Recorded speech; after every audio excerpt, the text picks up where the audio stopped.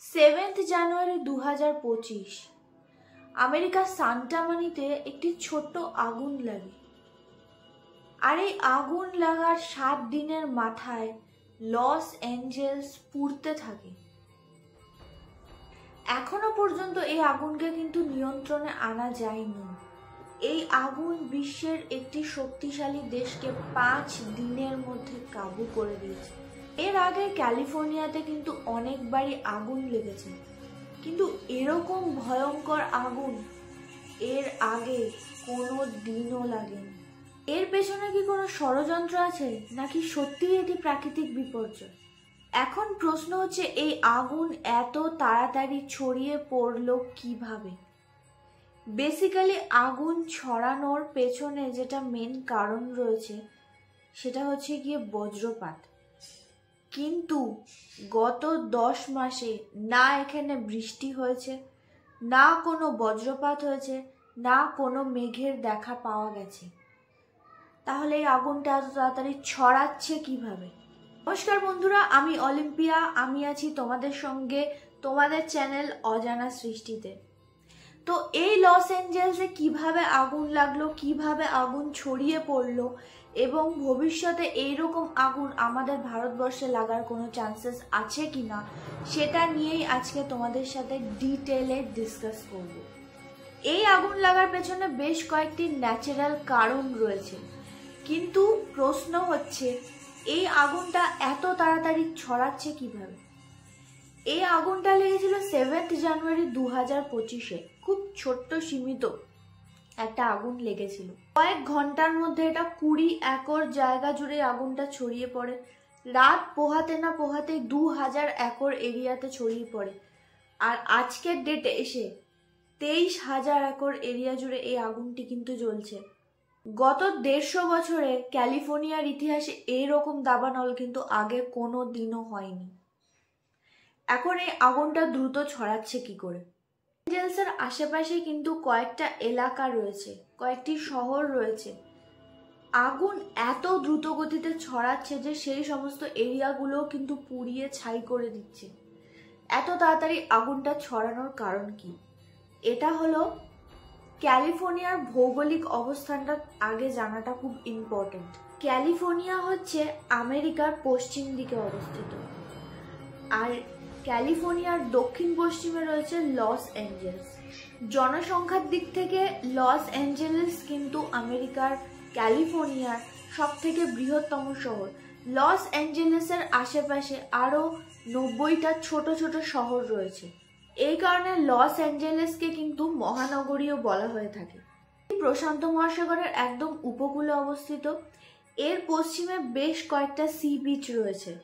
এর পূর্ব দিকে রয়েছে স্যান গ্যাব্রিয়াল মাউন্টেন্স এবং চারিদিকে উঁচু উঁচু পর্বতমালা এবং মরুভূমি দিয়ে কিন্তু এই জায়গাটি পুরোপুরি বেষ্টিত।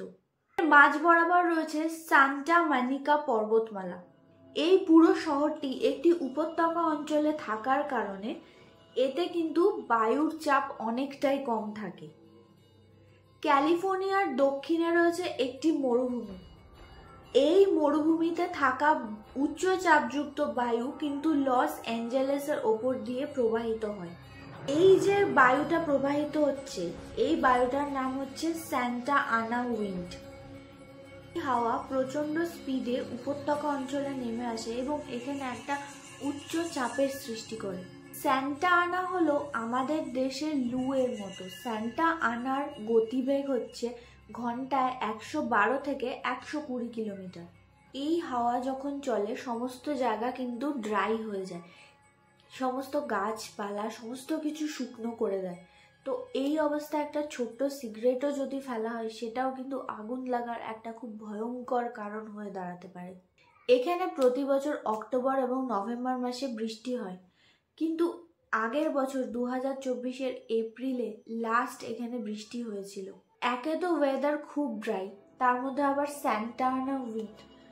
তো এমনি তো এখানে গাছপালা সমস্ত কিছু শুকিয়ে গেছে, তারপরে এখানে যদি একটু আগুন লাগে তাহলে কিন্তু সেই আগুন দাউ দাউ করে চারিদিকে ছড়িয়ে পড়তে পারে। আবার তার উপরে স্যান্টা আনা উইন্ডের যে আগুনে ঘি ঢালার ব্যাপারটা, হোপফুলি তোমরা বুঝতেই পারছো কি স্যান্টা আনা উইন্ড এই আগুনটা ছড়ানোর পেছনে কতখানি দায়ী।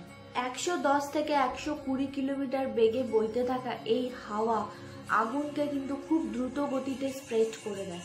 এই আগুনের সব থেকে বেশি ক্ষতিগ্রস্ত হচ্ছে প্যালিসেস নামে একটি এরিয়া। এখানে কিন্তু বিশেষ বড় বড় হলিউড সেলিব্রিটিরা থাকেন এবং তার সাথে আমাদের বলিউড এবং হলিউড অ্যাক্ট্রেস প্রিয়াঙ্কা চোপড়াও কিন্তু এইখানেই থাকেন। গত শুক্রবার থেকে এই স্যান্টা আনার গতি একটু কম হওয়ার কথা ছিল, কিন্তু গত শুক্রবার থেকে তো কম হয়নি, উপরন্তু যা ছিল সেটাই আছে এবং তার থেকে আরো বেড়েই গেছে। এখনো পর্যন্ত প্যালিসেসের 5% এবং ইটনের 3% আগুন নেভানোই কিন্তু সম্ভব হয়েছে।